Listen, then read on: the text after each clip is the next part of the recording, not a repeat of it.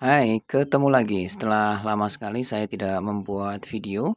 Pada kesempatan kali ini kita akan preview ya, bukan review ya. Preview aja sebenarnya. Sebuah audio interface atau biasanya lebih kita kenal dengan istilahnya adalah sound card ya. Ini produk dari Taeyoon. Ini sound card atau audio interface yang murah meriah. Harganya tidak sampai 600.000 ya. Jadi kalau di marketplace ini sekitar 500 sampai 600. Nanti kalau ada yang menginginkan boleh saya share untuk di link pembeliannya ya. Kemudian nanti kita akan preview kira-kira soundcard atau audio interface harga 500 ribuan ini dia punya spek seperti apa sih? Apakah sama dengan yang harganya jutaan ataukah berbeda ya? Tapi kalau dari harga ya tetap tidak berbohong ya pasti ya. Secara fisik sama tetapi pasti di dalam untuk komponen ataupun juga fiturnya pasti berbeda. Baik, akan kita langsung saja ya untuk kita preview atau review sederhana ya. Ini adalah produknya dari Taeyoon. Tentu saja untuk made in-nya ini dari China ya. Untuk tipenya sendiri ini adalah Taeyoon Ki22. Jadi Taeyoon ini punya banyak tipe ya. Jadi ada yang modelnya seperti mixer mini, kemudian juga ada yang bentuknya seperti ini, ada juga bentuk-bentuk yang lain ya. Jadi saya kebetulan untuk produknya dapat yang tipe Ki22. Kalau di sini tertulis untuk bitnya bisa sampai 24 bit dengan sampel 192 kHz ya. Apakah ini real apa tidak? Ini harus kita buktikan tentu saja. Kemudian kalau dari sekilas desainnya di gambarnya kurang lebih sama ya seperti ini. Ini desain yang hampir sama seperti Focusrite ataupun juga produk Behringer juga punya audio interface dengan bentuk desain yang seperti ini. Dan kalau kita lihat di bagian samping spesifikasi teknisnya ya. Kemudian untuk di bagian belakang ini adalah aplikasi ya atau penerapannya. Nanti mau seperti apa. Bagian depan ini bisa kita gunakan dua input XLR. Bisa untuk mikrofon ataupun juga instrumen dengan konektor combo ya. Jadi ini bisa XLR yang tipe 3 pin atau bulat seperti ini. Bisa juga yang menggunakan jacknya ini adalah TRS. Ini nanti untuk impedansi yang low impedan dia pakai XLR-nya ya. Kemudian untuk high impedan itu pakai yang TRS. Low impedan itu contohnya seperti input dari mikrofon. Kalau high impedan itu contohnya ya kayak atau dari instrumen yang lain ya, seperti laptop dan sebagainya. Itu nanti via TRS-nya. Gitar dan sebagainya ya via TRS. Kemudian ini di sini ada pengaturan untuk inputnya, pengaturan headphone bisa kita monitoring juga. Kemudian untuk main output ini kayaknya main output. Kemudian di bagian belakang ini ada interface USB, bisa kita koneksikan ke laptop atau PC. Ada switch ya untuk power supply-nya, dia bisa dari USB-nya, bisa juga dari maksudnya USB yang di PC, bisa juga dari micro USB ya dengan menggunakan adaptor. Kemudian ada selektor dan sebagainya. Untuk output juga ada dua ya, ada dua. Ini bisa kita aplikasikan atau kita sambungkan ke perangkat speaker. Jadi ini bisa kita monitoring dengan speaker, bisa kita monitoring juga dengan headphone. Biasanya speaker ini nanti untuk output ini bisa kita adjust ya. Untuk misalkan kita mau monitoring dari input atau dari laptopnya. Baik, selanjutnya di bagian samping sebelah sini tidak ada apa-apa ya. Hanya ada ini spesifikasi untuk di detail produknya ya.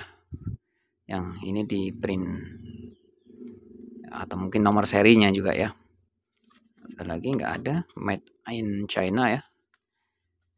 Oke, kita akan langsung untuk kita lihat inputnya apa saja yang kita dapatkan dengan membeli produk dari Taeyon ini. Oke, kita buka ya. Untuk kemasannya ini menurut saya cukup bagus ya. Kalau kita buka ini, kesan pertamanya ini seperti kita membuka produk mahal. Setelah kita buka, ternyata di dalamnya dia dibungkus dengan aluminium foil ya. Jadi ini dulu.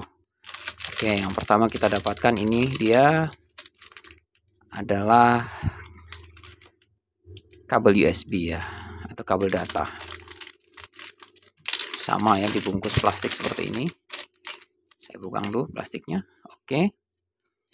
Ini untuk kabelnya ya, connect. Ini yang kabel biasanya sering disebut adalah USB printer ya. Ya, ini untuk interface ke PC atau ke laptopnya. Untuk kualitasnya sendiri sih menurut saya standar ya. Nggak jelek tapi juga kalau dikatakan bagus juga nggak bagus-bagus amat ya kalau dari materialnya ini. Ini yang pertama kita dapatkan. Yang berikutnya ini dia seperti kemasan susu ya, dibungkus aluminium foil seperti ini ya. Oke, ini tentu saja adalah sound card-nya atau produk audio interface-nya. Ada lagi nggak? Di dalam nggak ada lagi ya. Dalam cuman ada ini apa nih? Oh, panduan penggunaan ya, standar, user manual. Ini ada service centernya ya di 8 kota ini. Oke, ini berarti kartu garansi ya. Oh iya betul nih. Ini adalah kartu garansi. Ada di dalamnya. Sini juga ada cakupan garansinya apa saja. Kemudian ini adalah untuk kartu garansi produknya. Fotokopian seperti ini ya. Berikutnya ini apa nih? Sama ya. Manual book atau operation manualnya. Ini memang rekomendasi saya sebelum kalian menggunakan audio interface ini, silahkan bisa dibaca, bisa dipelajari dulu bagaimana cara untuk mengoperasikan dari audio interface ini ya. Ini cukup lengkap untuk pengaturan di PC-nya seperti apa, kemudian instalasinya seperti apa, ini sudah ada di sini semua ya. Oke, langsung akan kita buka untuk produknya. Ini saya singkirin ya, sebelah sini aja biar nggak kelihatan. Oke, ini produknya, coba kita buka. Jadi ini pakai klip ya, seperti makanan. Jadi kalau kita beli keripik ini dikasih klip. Nah ini bisa kita buka, jadi nggak perlu kita sobek plastiknya ini atau aluminium foilnya ini ya. Kita bisa buka untuk klipnya di sebelah samping sini. Dan jeng jeng, kita dapatkan untuk produknya. Ini dia, Taeyon Ki22. Wih, ini untuk materialnya lumayan ya. Kalau dari segi fisik ini cukup rapi. Untuk kalau bahannya ini plastik sih kayaknya ya. Ini plastik, tapi plastiknya ini tidak kelihatan murah teman-teman ya. Ini plastiknya ini kelihatan seperti produk-produk yang premium ya. Jadi nggak kelihatan ini produk murah. Jadi kalau untuk sound card atau audio interface 500 ribuan itu masuk kategori murah ya teman-teman ya. Ya walaupun ada soundcard yang harganya 10.000, 20.000, tapi untuk di kelas profesional harga 500.000 itu masuknya kategori murah. Jadi untuk kelas ini biasanya kalau dia merek seperti Behringer ataupun juga Focusrite itu bisa sampai 2 jutaan. Ya, jadi ini kalau 500.000 ini masuk kategorinya ini murah ya, produknya murah ini harganya. Secara fisik di bagian depan ini sama persis ya, seperti digambar di boxnya tadi ya. Sama persis. Oke, ini dia. Ada 2 input dengan konektornya combo ya. Ini konektor XLR, yang bagian tengah ini adalah TRS. Jadi ini untuk input dari mikrofon, kita pakai konektor yang XLR ini. Kita bisa pakai yang TRS atau jack yang tengah ini untuk input dari line atau dari instrumen ya, seperti keyboard, gitar dan sebagainya. Bisa 2 input ya. Ini juga ada switchnya untuk impedance-nya, apakah kita mau pakai high atau low impedance ya. Ternyata bisa dipilih di sini ya. Jadi kalau low impedance itu ya kayak mikrofon, kalau high impedance itu ya kayak keyboard, gitar itu high impedance. Jadi kalau kita masukkan input ke sini berupa keyboard atau gitar melalui konektor XLR, maka ini bisa kita aktifkan untuk switch-nya ini ya, untuk high impedance-nya. Biar apa? Biar dia inputnya tidak terlalu besar masuk ke audio interface. Kalau terlalu besar, yang terjadi biasanya nanti audio itu bisa distorsi. Ya, atau biasanya disebutnya suaranya kayak pecah gitu ya. Jadi tidak jelas untuk musiknya. Ada gain, ini untuk mengatur sensitivitas input. Ada gain untuk pertama, gain untuk yang kedua. Jadi secara independen ini bisa kita adjust masing-masing ya, untuk inputnya gainnya seberapa.